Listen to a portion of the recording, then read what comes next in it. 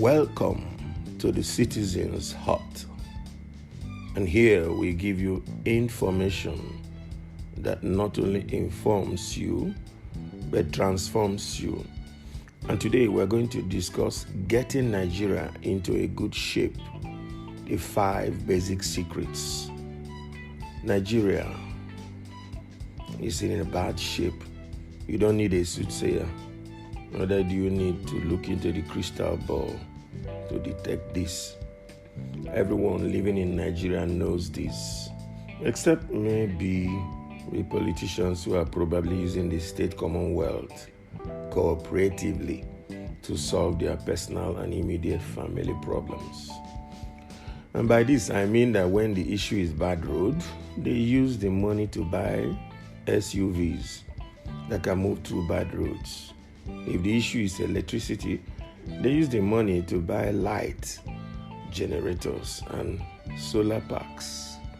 If the issue is insecurity, they use the same money and their accompanying influence to hijack the state security structure to protect them and their family, as well as buy bulletproof vehicles that can wade through an insecure mesh. That's the way they rule. That's a story for another day. But today, we shall be discussing how to get Nigeria into a good shape. That's what many people want. And so let's go. How do you climb this mountain? 5 simple steps, 5 basic steps. And they are not drawn from the moon. There are things we have seen here.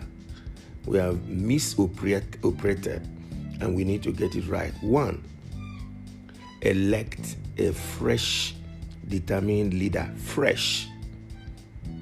Nigeria needs a fresh leader, not those who have been soiling the political atmosphere with their evil, retrogressive doctrine of we and them. Nigeria doesn't need someone who doesn't want to live where the people live, who doesn't want to go where the people go, who doesn't want to use the utilities that the people use, who doesn't want to talk to the people directly, instead of using minions and all kinds of caricatures of people to talk to the people.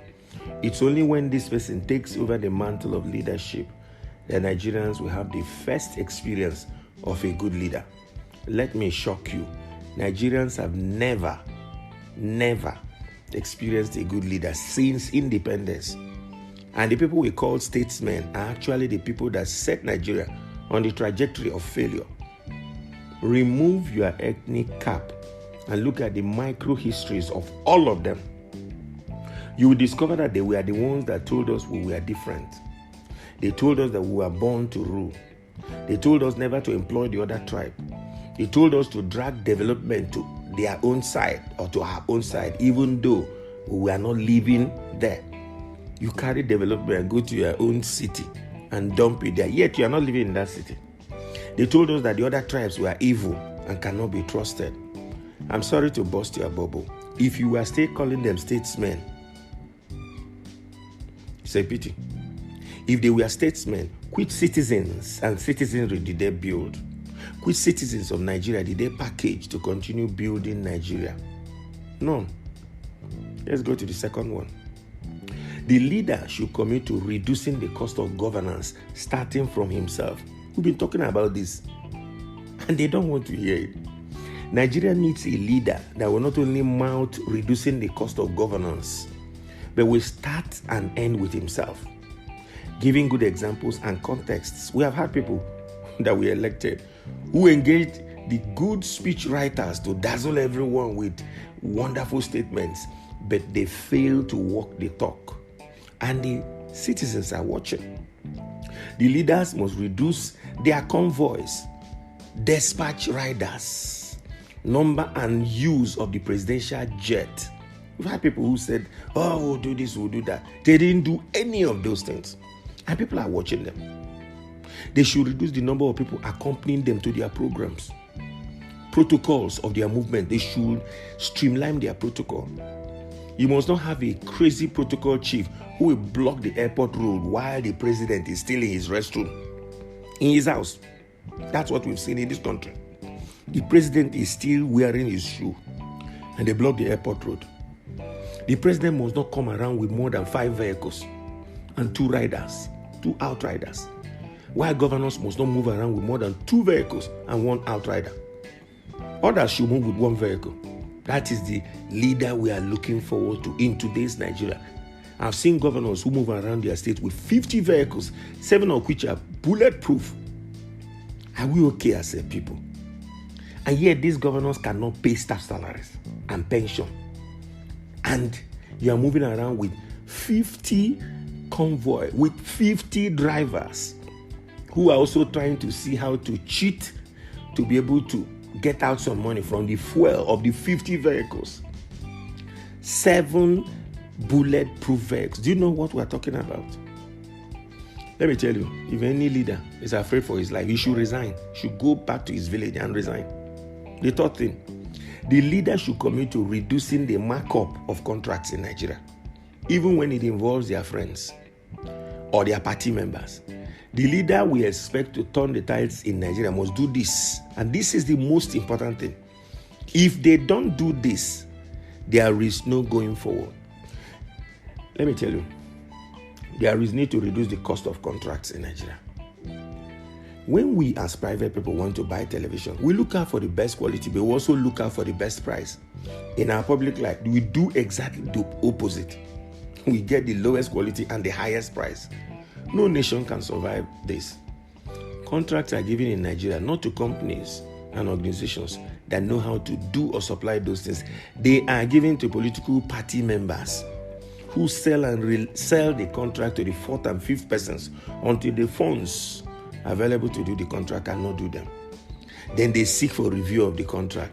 While they are at it, inflation caused by their bad governance further makes them to come for a second review or even a third review, and the evil cycle continues. Forget about the different criminal bureaus that they set up and down. They know they are not set up to check this. If a leader commits to this, there are easy ways to do this, and he will start from his office. Let's go to the 4th to tell you how he can do this. The leader should commit to a centralized costing based on a predetermined costing of all services and products and commodities. Under this, we will have a centralized market costing of every procurable material and quality. Prices are made and awards are made with only 40 to 50% of the cost, both at federal, at state, and at every level. It becomes a standard. If you don't want to do contract, go and sit down. Go and do something else. When you do this, middlemen and politicians will sit at home and allow the real people to do the job. Not to come and collect a contract and sell to somebody and sell to another person, and the person sell to another person, sell to the 3rd and 4th generation.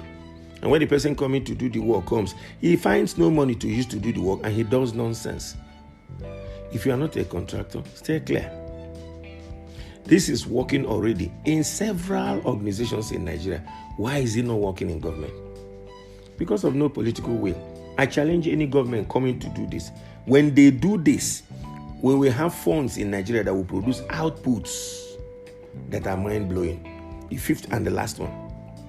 Of course, there are many other things that can be done, but I just want to give 5. The leader should commit to using the products he was able to generate from Nigeria.